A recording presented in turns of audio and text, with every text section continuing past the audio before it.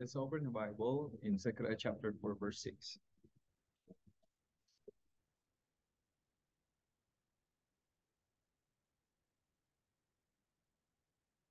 This is our scripture reading for December 13, 2023.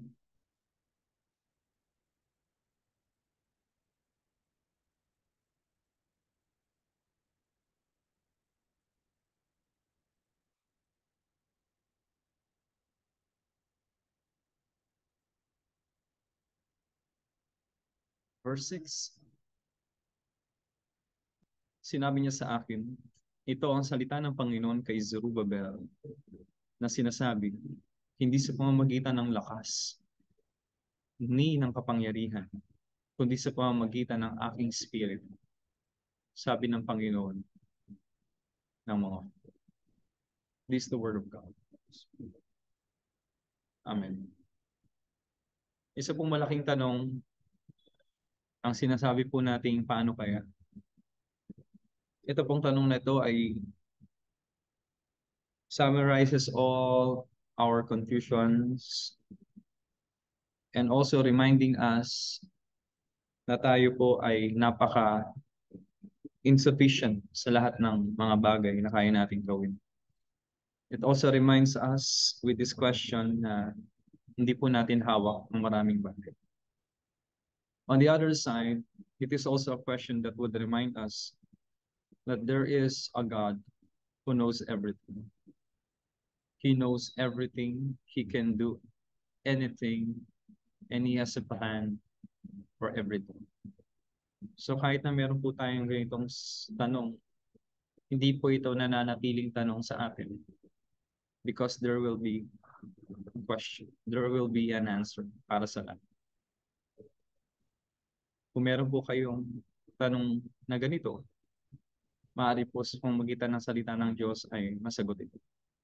Allow me to give you principles, mga kapatid, out of Zechariah chapter 4 verse 6 na pag-usapan natin. Ito po isang bagay. Maaaring may gustong gawin ng Panginoon ngayon sa buhay mo o sa pamamagitan ng buhay mo. Kung ano man yung will ni God, that is rebuilding ang gusto niyang gawin. So napakaganda ng word na rebuilding. Rebuilding means there's something destroyed or broken na gusto i-restore ng Panginoon into something new. But again, so the word is rebuilding. Ganda. Ito yung nakita natin in verse 6. Ito ang salita ng Panginoon kay Zerubbabel na sinasabi, hindi sa pamamagitan ng lakas, hindi ng kapangyarihan, kundi sa pamamagitan ng aking spirito. Sabi ng po, sabi nga ng Panginoon ng mga ulo. Ang storya po nito mga kapatid, si Zerubbabel ay ang governor ng Judah. Governor po siya, namamahala po siya politically, he is a political leader of Judah. And galing po ang Judah sa pang-aalipin ng Babylonia at sila po'y bumalik na sa kanila pong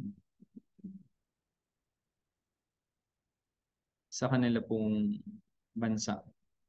And Zerubbabel po, ginamit po siya ng Panginoon para muli pong maitaguyod kung ano ang kalooban ng Diyos para sa kanila. And that is the rebuilding of the temple. So makita po natin dito, ang plano ng Diyos is to rebuild the temple because the temple is destroyed. The temple is broken in function. So gusto ng Panginoon i-rebuild yun. At gagamitin niya po si Zerubbabel sa pamumuno niya. One thing we have realized, maaaring may gustong gawin ng Panginoon ngayon, and that is rebuilding. And always remember this beautiful statement. God's wonderful plan is always to rebuild the broken. Ano po kaya yung broken sa life mo ngayon? What is broken in your family? What is broken in the aspect of your life? What is broken in the church? What is broken in the ministry? Sa ating mga Kristiyano, ang broken is something beautiful because this is the time we can see the rebuilding plan of God. Ano yung broken sa buhay mo ngayon? No, and the question is, paano kaya? Paano kaya? Lagi natin bago natin tanong yung paano kaya, itanong natin sa sarili natin, ito ba ang kalooban ng Diyos? Kasi pag sinabi natin, paano kaya, meron tayong tinutukoy ng isang topic doon. Pero yung topic na yon or concern na yon is will ba ni God? Kung will ni God yan, patutuloy yan. Kahit pa sa tingin mo for now is broken or destroyed yan. So lagi natin tatandaan, God's wonderful plan is always to rebuild the broken. So wag po tayong mawawalan ng pag-asa. Wag po tayong mapanghinaan ng loob. Wag po nating malulus yung focus natin sa plano ng Diyos. He will rebuild what is broken in us or in the things that we think broken. Because He is the rebuilder. He is the rebuilder of the broken things. And the beautiful thing is this. Meron siyang magandang plano at meron din siyang magandang instrumento. Maaring gamitin ka ng Panginoon to rebuild what is broken. Makita po natin ito, no? Sa verse 6. Ito ang salita ng Panginoon kay Zerubbabel na sinasabi, hindi sa pamamagitan ng lakas, ni ng kapangyarihan. So makita natin dito, mga kapatid, pinili ng Diyos si Zerubbabel bilang instrumento ng pangunguna to rebuild the temple. No? Kitang-kita natin kung sino yung pinili ng Diyos. Kung sino yung ginawa niyang instrumento. Zerubbabel. Alam ba ni Zerubbabel na pinili siya ng Diyos? Yes, of course. No, hindi ito po something na robot si Zerubbabel na kinokontrol siya ng Diyos. Merong mutual connection po between God and His servant. One thing we can realize out of this, maaari kang gamitin ng Panginoon. Maaari kang gamitin ng Panginoon. No? Yung salita natin or tanong natin na paano kaya maaling mag-bounce back ito sa atin. Paano kaya? Sa pamamagitan ko, sa pamamagitan mo, no? Maaring sa pamamagitan mo, sa pamamagitan ng buhay mo. Kasi the moment that you realize, paano kaya? The moment that you realize, paano kaya? Is the moment that you see yourself na concerned sa bagay na yun. Tama? So concern ka sa bagay na yon, you have a good heart. And God is using a people who has a good heart. A people who is concerned for the welfare of others. Kasi itong paggamit ni God kay Zerubbabel para ma-rebuild yung temple is para sa kapakanan, hindi lang ni Zerubbabel, kundi sa kapakanan ng buong taga-Israel. Kasi kapag nagawa yung templo, mga kapatid, ano po, sino pong makakapakinabangan nun? Makakinabang no doon, mga kapatid, kundi ang mga taga-Israel. So makita natin dito na kapag ginamit ka ng Diyos para po ito makinabang ang ibang mga tao. Tama po? So it is for the welfare and for the wellness of the many. So the moment na realize mo, paano kaya maaari kang gamitin ng Diyos because you are concerned on that specific matter. So be ready, no? Be prepared, no? Open yourself kung ikaw yung gagamitin ng Diyos. Because it will happen when God choose a person to rekindle the rebuilding. No? It will truly happen. Hindi po gagamit ng Diyos ng bato, ng hayop, o ano paman. Gagamit po siya, mga kapatid, ng tao. At yung taong yon kumikilala sa Diyos. Maganda po. So, pangatlo pong bagay na makikita natin dito, mga kapatid, mangyayari iyon sa pagkilos ng banal na spirito. Yung tinatanong mong paano kaya, mangyayari yun sa pamamagitan ng pagkilos ng banal na spirito. Tingnan muna natin in verse 6.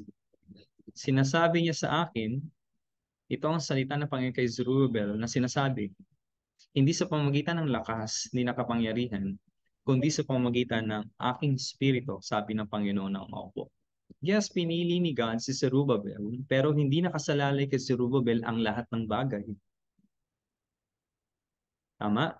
Pinili ng Diyos bilang instrumento si Zerubbabel, pero hindi gagamitin ni God ang sariling lakas, katilinuhan at diskarte ni Zerubbabel para ma-rebuild ang broken temple. Sabi ni God, yes, pinili kita pero hindi sa pamamagitan ng lakas mo at kapangyarihan ng sinuman, otoridad ng sinuman, kundi sa pamamagitan ng banal na spirito na kikilos kay Zerubbabel. Ibig sabihin, si God the Holy Spirit talaga ang mag-fulfill ng plano ni God na rebuilding. Okay? Si Holy Spirit ang mag-lead sa mga tao na kumilos, magplano, at magtagumpay sa plano ng Diyos, mga kapatid. So bilang mga mananampalataya, ito po ay nagpapaalala sa atin, my brothers and sisters, na kahit pa tayo ay pinili ng Diyos sa mga kilala sa Kanya, pinili ng Diyos na maging instrumento dito sa mundong ito. Nangangahulugan, hindi po nangangahulugan na sa atin po nakasalalay ang lahat ng katagumpayan. No, lagi po natin itong tatandaan. Hindi mangyayari ang plano ng Diyos sa pamamagitan ng buhay natin, kundi sa pamamagitan ng pagkilos ng banal na spirito sa buhay natin. So ikaw at ako, kailangan natin maging dependent sa banal na spirito. Kailangan natin marinig sa pamamagitan ng salita ng Diyos at pananalangin kung ano ang gustong gawin ng banal na spirito.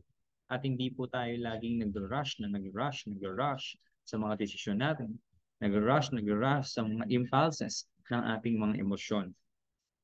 Mga kapatid, maaaring mangyari yon sa pagkilos ng banal na spirito. When God works, He works with a mighty spirit. Church, remember this. Rebuilding the broken is a big task. Rebuilding something broken in your life is a big, big task. Hindi po natin kaya. Kaya kailangan po natin ng mas malakas, mas magaling, mas matalino, at mas focus. Ayun po ang banal na spirito sa ating mga buhay. Kaya po, ito pong tanong natin sa ating mga isip, paano kaya tapos na ito? Kasi ang ating pong statement na is this, kaya niya. Hindi na po paano kaya, kundi kaya. Nawang matandaan po natin ang salita ng Diyos, Zechariah chapter 4 verse 6. Purihin ang Diyos sa gabing